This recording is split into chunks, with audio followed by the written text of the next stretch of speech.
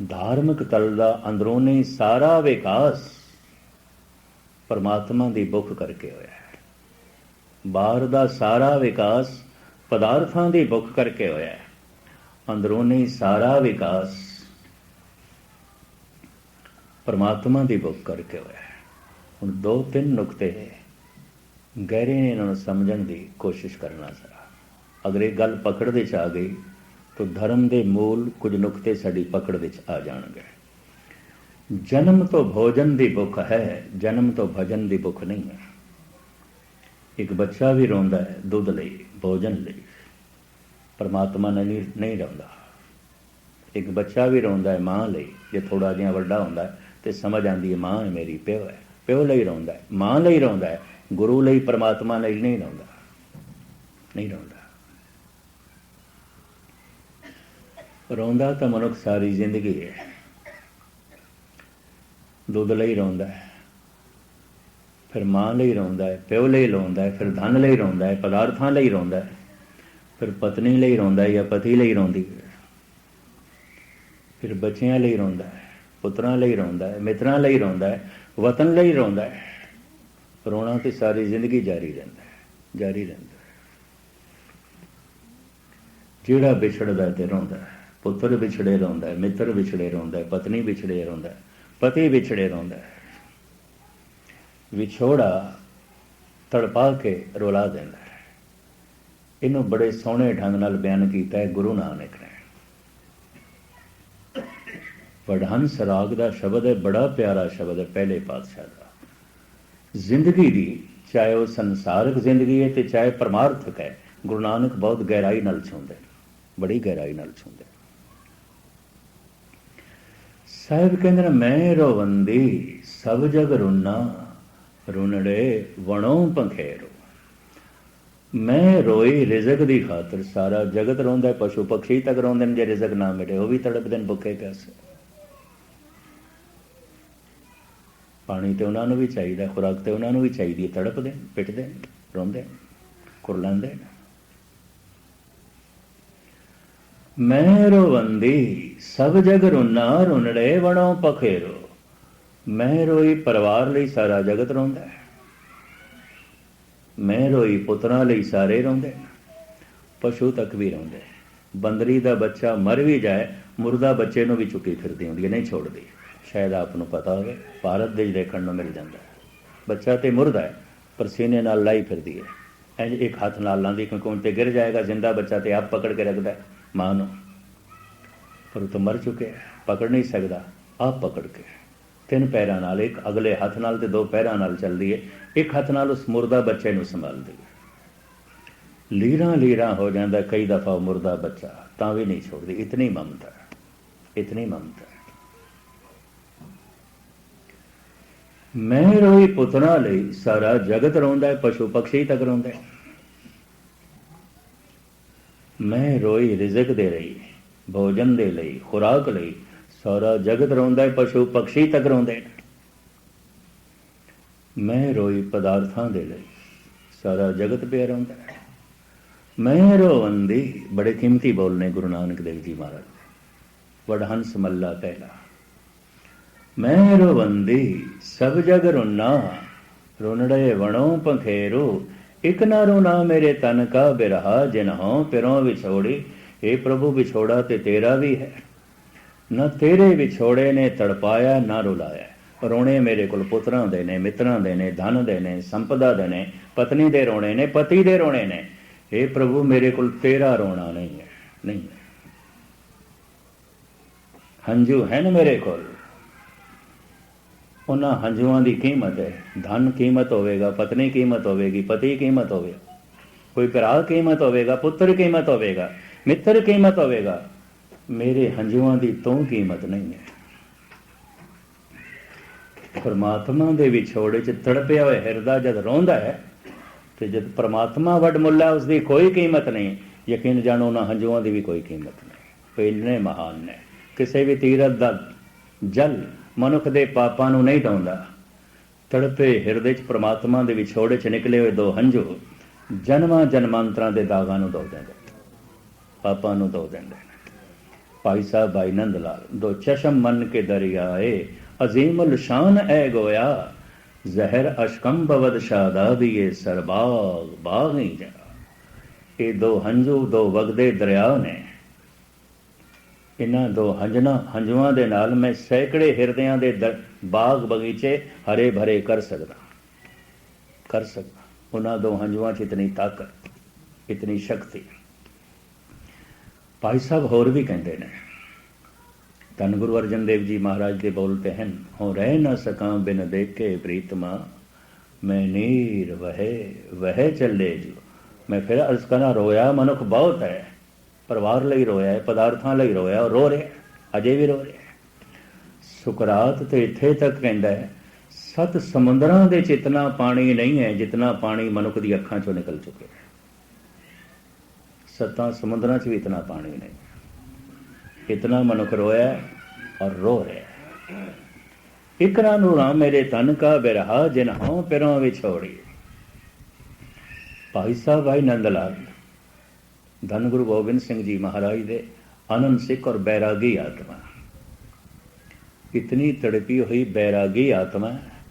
मसिया दी रात सी ते धन गुरु गोबिंद सिंह जी महाराज आनंदपुर साहब की गल है, किले ते टहल रहे उच्ची फसील ते। कन्ना दे हौकियां दी आवाज़ आई। महाराज हैरान हो गए हैं, अद्धी रात का वक्त हौके, कौन हो सकता है? हौके विछोड़े की पीड़ा चो निकलते हैं। कुछ भी विछड़ गया हो, धन विछड़ गया हो, वतन विछड़ गया हो, मित्र विछड़ गया हो, पुत्र विछड़ गया हो, पत्नी विछड़ गई हो, पति विछड़ गया हो, कुछ भी विछोड़ा हो जिस नाल बहुत प्यार हो, तड़पा के रुला देंदा है और हौके निकल जाए। हौके महान हौके सन, बड़ी दिल की गहराई चो निकलते सन और हर हौका अपनी प्रेरणा देंदा है। कुछ हौके ऐसे होंदे ने यकीन जानो जला के ही रख देंदे ने। संसार भी जलन चो निकलते हैं, पीड़ा चो निकलते हैं, दूजे नूं भी बेचैन ते परेशान कर देंदे। जब कोई रब्बी विछोड़े च हौका निकलता है, किसी नाल टकराए, यकीन जानो उस दे अंदर भी कोई सुती कला जागेगी, उस दे अंदर भी कोई रब्बी उमंग ते तरंग पैदा होगी। ये भी मैं अर्ज करा, उन्हां हौकियां च अपना असर है।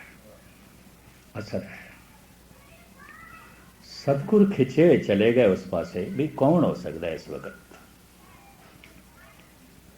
अंधेरे च अपनी मस्ती च बैठे सन भाई साहब, जब गौर नाल सतगुर ने देखा तो पहचान गए, हैं ये तो शायर आजम नंद लाल है। तो नंद लाल नूं भी महसूस हो गया, मेरे कोल कोई खड़ा है। गौर नाल देखा, उन्हों की गज़ल है बड़ी कीमती, किसी ये सारी थोड़े सामने रखांगा। हैं मसिया दी रात नूं सूरज बैरों बा आमद आमए, मन चूजे खावे ना, सत्ता नामी जनद बैरुए आफताबे सुबह। है मसिया दी रात नूं आफताब सूरज, ये सूरज दिन नूं चढ़े हुए सूरज नूं लखां लानतां पांदा है। नंद लाल कहंदे ने, मुदतां तो तू उदय हो रहे हैं, सारी दुनिया नूं चानण देना है, मेरे दिल विच कदी चानना नहीं कीता, मेरा दिल अंधेरे च ही रहा। ये मेरे प्यारे दा मुखड़ा है, सूरज तेनों लखां ताने मारदा है, लानतां पांदा है। भाई साहब भाई नंद लाल सजदा कीता है, खड़े हो गए। सतगुरु मुस्कुरा के और बड़ी धीमी आवाज़ च कहंदे ने, नंद लाल दसेगा मैनू ये आसमान मैनू काला क्यों दिखाई देंदा है। हुण मसिया दी रात होवे, काली बोली रात होवे, काला नहीं दिखाई देगा तो और की दिखाई देगा। पर सतगुरु दे पुछण दे जरूर कोई राज है। नंद लाल दसेगा ये आसमान मैनू काला क्यों दिखाई देंदा है। हाथ जोड़ के भाई साहब कहते हैं, महाराज मैं एक कवि हाँ, शायर हाँ, थोड़ा अदना सेवक हाँ। मैं प्राकृतिक खोजी नहीं हाँ, भाव साइंटिस्ट नहीं हाँ, मैं कोई विज्ञानक नहीं हाँ। मैनू की पता आसमान क्यों काला दिखाई देना। सतगुरु कहते हैं तू एक गल कबूल कर ले कि तू कवि है, शायर है। शायर की अपनी कल्पना होंगी है, कवि की अपनी कल्पना होंगी है, शायर का अपना तखयल होंदा है। छड़ सच्चाई नूं, तेरी कल्पना की कहती है। छड़ विज्ञान नूं, भाव साइंस नूं छड़। तू नहीं है साइंटिस्ट, इसकी कोई चिंता ही नहीं है मैनू। तेरी कल्पना की कहती है। कवि तो हैं, शायर तो हैं, तू कबूल कर ले। भाई साहब कहते दाता जे मेरी कल्पना तो पुछदे हो तो फिर ये है, रंगश कबूद कर दिले अज पुर सुरार साख्त, अज बस के दूध आहे मन अज आसमां गुजस्त। ऐ मेरे पातशाह, परमात्मा दे विछोड़े च जिहड़ा है मेरा हिरदा तड़पिया थोड़ी संगत करके, ते इस तड़पे हुए हिरदे चों जिहड़े हौके निकले ने, ये हौके जद आसमान ते पहुंचे ने उन्होंने ही साड़ के काला कर दिता। ये मेरे हौकियां दा सड़िया है। सतगुरु ने गलवकड़ी च ले लिया। ऐना बैराग, इतना बैराग, परसूत दी पीड़ा तो लंघे बिना किसी स्त्री की गोद हरी नहीं आती, मां नहीं बन सकती। अध्यात्मक मानसिक पीड़ा तो लंघे बिना कोई संत नहीं बन सकता, कोई भगत नहीं बन सकता। कोई बच्चों का तमाशा ना समझ लेना। धर्म न बड़ी कीमत चुकानी पैंदी, बड़ा मुल चुकाना पैंदा। भाई साहब भाई नंद लाल इस संबंधी जो कुछ कहते हैं, शाखे उम्मीद आशिक हरगिज समर न गीर। समर कहते ने फल नूं, शाख कहते ने बूटे नूं। फारसी दे छोटे बूटे नूं शाख कहते ने, असी शाख दरखत की वड्डी टहनी नूं कह देने, वो शाख बूटे नूं कहते हैं। शाखे उम्मीद आशिक हरगिज समर न गीर। ऐ आशिक, ऐ प्रेमी, ऐ रब दे प्रेमी, तू उम्मीद का बूटा लाया है, आसा का बूटा लाया है। एक गल सुन ले, इनू मिलाप का फल नहीं लगना, नहीं लगना, नहीं लगना। हैरानगी होगी। नंदलाल जैसी आत्मा ऐसा आखे, ठीक है तू प्रेमी है, नितनेम करदा होवेगा, आउंदा होवेगा गुरुद्वारे, ठीक है तू धर्म के सारे नियमां की पालना करदा होवेगा। अवल तो लोग ये भी नहीं करते, ये भी महर्ज करते हैं, चलो करदा होवेगा। शाखे उम्मीद आशिक हरगिज समर न गईरत। ऐ प्रेमी, ये जिहड़ा तू उम्मीद का बूटा लाया है, इनू मिलाप का फल नहीं लगेगा, रब्बी मिलाप का फल नहीं लगेगा। क्यों? कारण तू सिंचिया ही नहीं, इसनों इनू सिंचिया ही नहीं, पानी नहीं पाया, तो हरा भरा किमें होएगा? फल तक किमें अपड़ेगा ये बूटा, तो फुलों तक किमें अपड़ेगा? तू सिंचिया ही नहीं। उम्मीद दे बूटे नूं मैं किहड़े पानी नाल सिंचा? भाई साहब दस दिन अज आबे अशके मैजगा ता सबज तरना बासद। मैजगा कहते ने ना दो पुतलियां नूं, परशियन दे मैजगा। इन्हां दो पुतलियां चों निकले हुए जल नाल इस बूटे नूं ते तू सिंचिया नहीं, खाक मिलाप लेंगा तू परमात्मा दा। ये बूटा तो सुक्का सड़ा है, हरा भरा हुंदा है पलकां दे पानी नाल, अखां दे पानी नाल। मैं रोवंदी, गुरु नानक, मैं रोवंदी सब जग रोना, रुनड़े वणों पंखेरू, एक ना रोना मेरे तन का बिरहा, जिन हों फिरों विछोड़ी। हे परमात्मा, विछोड़ा तो तेरा भी है, ना इस तेरे विछोड़े च मेरा हिरदा तड़पे है, ना ही मैं रोया, नहीं रोया। रोया बहुत हाँ, रिजक की खातर, परिवार की खातर, संसार की कमजोरी ने सतगुरु साढ़े सामने रखते हैं। धन गुरु नानक देव जी महाराज का एक श्लोक थानू सरवण करावां, कितना बैरागे हिरदा है। सुन नाहे प्यारे एक बेनंती मेरी। जन्म साखी ते इंज कहती है, बसरे तो बगदाद नूं जांदे मरूथल दे च लंघदे आया ये बोल उचारण कीते ने मेरे पातशाह ने। सुन नाहे प्यारे एक बेनंती मेरी, तू निज घर वसीअड़ा हों रुल भस्मे ढेरी। तू अपने निज स्वरूप दे च मस्त, असी तेनू टोल टोल के भस्म हो गए, भस्म हो गए। असी तेनू टोल टोल के भस्म हो गए। बैरागी हिरदे की दशा धन गुरु नानक देव जी महाराज इस तरह बयान करते हैं। इन जो है साढ़े सामने जो है रख दें। तो खैर मैं अर्ज करा, सारा विकास संसार दे होया है भोजन करके, पदार्थां की भुख करके, और कुछ भी नहीं। सारा विकास अध्यात्मक मंडल दे होया है, धार्मिक जगत दे होया है परमात्मा की प्यास करके, परमात्मा की भुख करके। दो नुकते थोड़े सामने रख के इस वक्त मैं समाप्ति करा। जिसनों भोजन की भुख नहीं लगती, नहीं लगती, आयुर्वेद आचार्य कहने रोगी है, बीमार है, नहीं लगती। शरीरक तल ते रोगी होवेगा, तंदुरुस्त बंदे नूं भुख लगती है, और चंगी भुख का लगना तंदुरुस्ती की निशानी मनिया जाता है। ये भी मैं अर्ज करते हैं। 104 डिग्री का ताप चढ़िया हो, बुखार चढ़िया हो, तो 36 प्रकार का भोजन परोस के अगे रख दईए, नहीं खाता, कहता नहीं मैनूं नहीं चंगा लगता। एक भुख नहीं है, एक ताप ने जबान के जिहड़े सूक्ष्म तंतु ने जिहड़े स्वाद नूं महसूस करते हैं उन्होंने भी शिथिल कर दिता है, कमज़ोर कर दिता है, उन्होंने स्वाद भी नहीं आता। तेज बुखार चढ़े मनुख नूं पदार्थ दे चों रस भी स्वाद भी नहीं आता। क्यों? बुखार आखिर जबान नूं भी तो चढ़िया है, जबान दे वो तंतु जो रस नूं महसूस करते हैं वो भी कमज़ोर हो जाता, शिथिल हो जाता।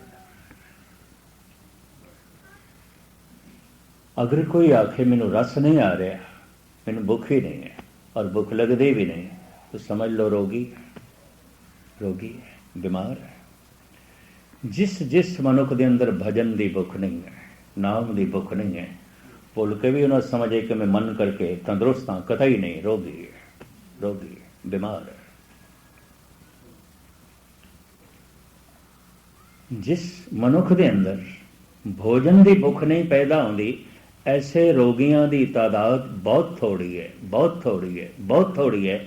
जिन्हों के अंदर भजन की भुख नहीं है, ऐसे रोगियों नाल सारा संसार भरिया पे। गुरबाणी पई कहती है, जो जो दिसे सो सो रोगी, रोग रहत मेरा सतगुरु जो। जेड़ा दिखाई देंदा रोगी है, बीमार, भुख है ही कोई नहीं, तड़प है ही कोई नहीं। जो जो दिसे सो सो रोगी, विकारां दा ताप चढ़िया होया, बड़ा हंकार दा ताप चढ़ गया होवेगा, बड़ा लोभ दा ताप चढ़ गया होवेगा, बड़ा वासना दा ताप चढ़ गया होवे। परमात्मा दी भुख कित्थे, ईश्वर दी भुख कित्थे?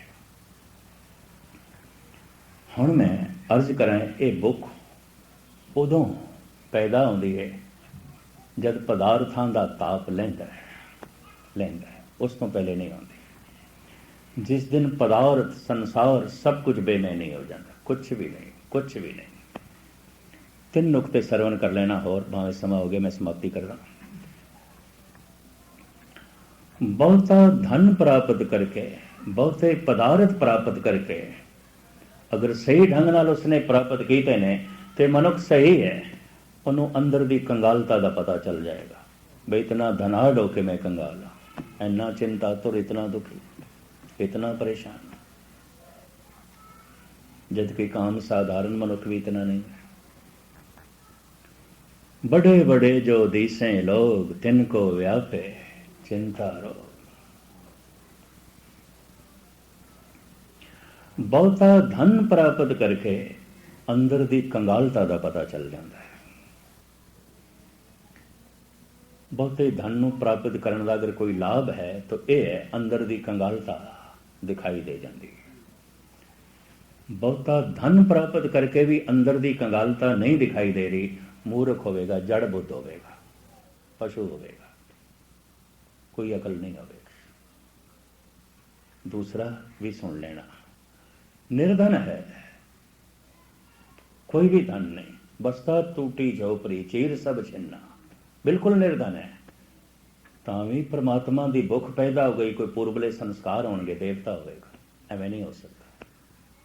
ਇਹਦੀ पूर्वली कोई तपस्या होएगी, ਇਹਦੀ पूर्वली कोई साधना होएगी। कबीर कोल धन तो बिल्कुल नहीं है, रविदास कोल तो बिल्कुल नहीं। रविदास तो कहते दारद देख सबको हंसे ऐसी दशा हमारी। हे प्रभु मेरी गरीबी वेख के पता नहीं कितना मेरा मजाक उड़ाते, मेरे ते हसते हैं, जुतियां गंढदे, भगत बने फिरदा। कबीर कहते मेरी जात ते लोकी हसदे ने, कबीर मेरी जात को सब कोई हंसने हार, पर बरहारी इस जात को जे जप्यो सिरजनहार। मेरी मुफलसी गरीबी का मजाक उड़ाते ने, लोकी मजाक उड़ाते हैं, लेकिन फिर भी ये ब्रह्म ज्ञानी बन गए। इन्होंने अंदर की दौलत प्राप्त कर ली, परमात्मा नूं प्राप्त कर लिया। पिछले संस्कार सन, साधना सी, तपस्या सी। बहुता धन प्राप्त करके भी अंदर की कंगालता नहीं झलकी, तो परमात्मा की तड़प नहीं पैदा हुई।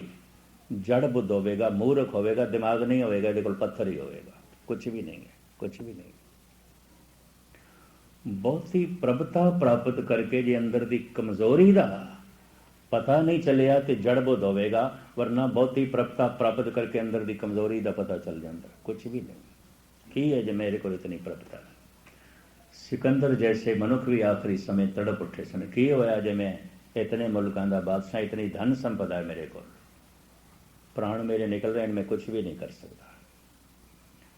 मरण लगे सिर्फ मजबूर नहीं होता है, मजबूरियां पत्नी जिंदगी कितनी दफा घेर दियां ने मनुख नूं, और दिस पैंदा मैं कितना कमजोर हाँ, कितना कमजोर हाँ। बहुती प्रभता प्राप्त करके, ताकत प्राप्त करके पता चल जाता है अंदर की कमजोरी का। बहुती प्रभता प्राप्त करके भी जे अंदर की कमजोरी का नहीं पता चलिया, मूर्ख होवेगा, जड़ बुद्ध होवेगा, दिमाग नहीं होवेगा, पत्थर होवेगा। बहुत ही ताकत प्राप्त करके भी जे अंदर की कमजोरी का नहीं पता चल रहा, इस सोच शक्ति तो थले जी रहे, वरना आम ऐसा हो जाता अंदर की कमजोरी झलकन लग पैंदी। पर एक बारों भी कमजोर मनुख नूं अपने अंदर की कमजोरी दिखाई दे गई है, ये उहदे पूर्वली तपस्या होगी, संस्कार होणगे, ये उहदा पूर्व का ज्ञान होगा। ये भी मैं अर्ज करा, उंज नहीं होता, उंज नहीं होता। बहुता ज्ञान प्राप्त करके इसका एको ही लाभ है, अंदर की मूर्खता का पता चल जाता है। सिवाय अखरां के बोझ तो इलावा मेरे सिर ते होर की है। जिस विद्या नाल जिंदगी बदले ना, उसनूं विद्या कहने की लोड़ भी की है। और विद्या नाल हमेशा हंकार, लोभ, वासना वध जाती है। एक अनपढ़ मनुख इतना वासना के ग्रसिया नहीं आता, एक अनपढ़ मनुख इतना लोभी हंकारी नहीं आता जितना पढ़ा लिखा होता है। ये भी मैच करते हैं, लंबा चौड़ा खुलासा करने की इस वक्त लोड़ नहीं। बहुता ज्ञान प्राप्त करके इतना ही लाभ होता है, अंदर की मूर्खता का पता चल जाता है। पर जिसनों अजे भी अंदर की मूर्खता का नहीं पता चले, बाहरों भी मूर्ख होगा, अजे बाहरों भी कुछ नहीं जानता होगा। ये भी मैच करते हैं, बाहरों तो कुछ भी पढ़ा लिखा नहीं है, पर अंदर के अज्ञान का पता चल गया। यदि बाहर की तपस्या होगी, साधना होगी। विद्यालयों के दरवाजे बंद सन, रविदास के लिए, कबीर के लिए कौन पढ़ा, ब्राह्मण नहीं पढ़ाते सन, तो छाया तक नहीं लेंदे सन, वो तो इन्होंने अछूत मनते सन। उन्होंने तो मंदिरों के दरवाजे भी बंद कर रखे सन, विद्यालयों के भी। पर इतना बड़ा ज्ञान उन्होंने अंदरों फुटे। रविदास कहते ने, मेरी जात कुड बांडला ढोर ढोवंता, अजू बनारसी आस पासा। मैं तो चमार हाँ, मेरे घर के अजे भी आस पास मोए हुए ढोरां की खल लांदे ने, चमड़ा रंगते हैं, जुतियां बनाते हैं, मैं करदा अज हूँ। ये नहीं कि मैं छोड़ देता, अजे मेरी जात कुछ बांडला ढोर ढोवंता, अज हूँ बनारसी आस पासा। पर अब विपर ते प्रधान करे डंडाओत, तेरे नाए सरनाए रविदास दागा। विपर कहते ने ਬ੍ਰਾਹਮਣ ਨੂੰ, ਵਿਪਰ ਪ੍ਰਧਾਨ, ਪ੍ਰਧਾਨ ਬ੍ਰਾਹਮਣ, ਸਾਰਿਆਂ ਤੋਂ ਵਿਦਵਾਨ ਬ੍ਰਾਹਮਣ ਬਨਾਰਸ ਦਾ ਮੈਨੂੰ ਮੱਥਾ ਟੇਕਦਾ ਹੈ, ਡੰਡੌਤ ਕਰਦਾ ਹੈ, ਚਮਾਰ ਨੂੰ ਮੱਥਾ ਟੇਕਦਾ ਹੈ। ਹੇ ਪ੍ਰਭੂ, ਪਤਾ ਚੱਲ ਗਿਆ ਚਮਾਰ ਨੂੰ ਮੱਥਾ ਨਹੀਂ ਟੇਕਦਾ, ਤੇਰੇ ਨਾਮ ਮੱਥਾ ਟੇਕਦਾ ਜੋ ਤੂੰ ਮੇਰੇ ਹਿਰਦੇ 'ਚ ਆ ਕੇ ਟਿਕ ਗਿਆ। ਇਹ ਉਹਨੂੰ ਮੱਥਾ ਟੇਕਦਾ। ਇਹ ਤੇ ਕਹੋ ਨਾਨਕ ਸਭ ਤੇਰੀ ਵਡਿਆਈ, ਕੋਈ ਨਾਮ ਨਾ ਜਾਣੇ ਮੇਰਾ। ਬਹੁਤਾ ਪ੍ਰਾਪਤ ਕਰਕੇ ਧਨ ਸੰਪਦਾ ਪਦਾਰਥ, ਅੰਦਰ ਦੀ ਕਮਜ਼ੋਰੀ, ਅੰਦਰ ਦੀ ਮੂਰਖਤਾ, ਅੰਦਰ ਦੀ ਕੰਗਾਲਤਾ ਦਾ ਪਤਾ ਚੱਲ ਜਾਏ, ਇਹ ਲਾਭ ਹੈ। ਸਭ ਪ੍ਰਾਪਤ ਕਰਨ ਦਾ ਇਹ ਲਾਭ ਹੈ। ਉਸਤਾਦ ਜ਼ੌਕ ਕਹਿੰਦੇ ਨੇ, हम जानते थे कि इल्म से कुछ जानेंगे, जाना तो ये जाना कि ना जाना कुछ भी। जान जान के पढ़ पढ़ के मैं ये जाने हैं कि मैं कुछ भी नहीं जानता, कुछ भी नहीं जानता, कुछ भी नहीं जानता, सिवाय अखरां दे बोझ तो इलावा होर कुछ भी नहीं है, सिवाय सिर दे भार तो इलावा होर कुछ भी नहीं है। ये एक लाभ है। ऐसे मनुख के अंदर परमात्मा की भुख पैदा हो जाती है।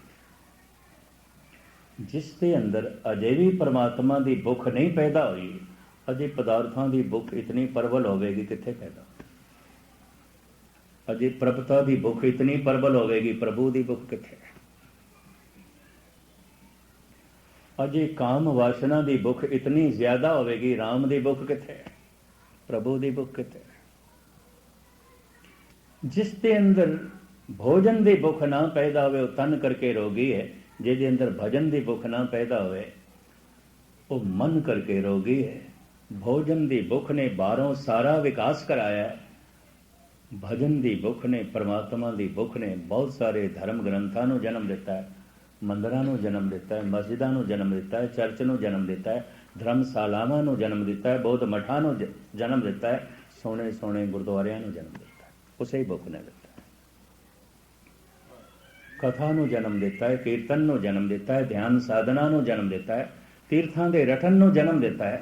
उस भुख ने बहुत कुछ पैदा किया है। धार्मिक जगत का यह सारा विकास परमात्मा की भुख तो होया है। और ये भुख पैदा हो सके सत्संग इस वास्ते है। ये भी मैं उसका ये भुख पैदा हो, ये भुख होती नहीं है।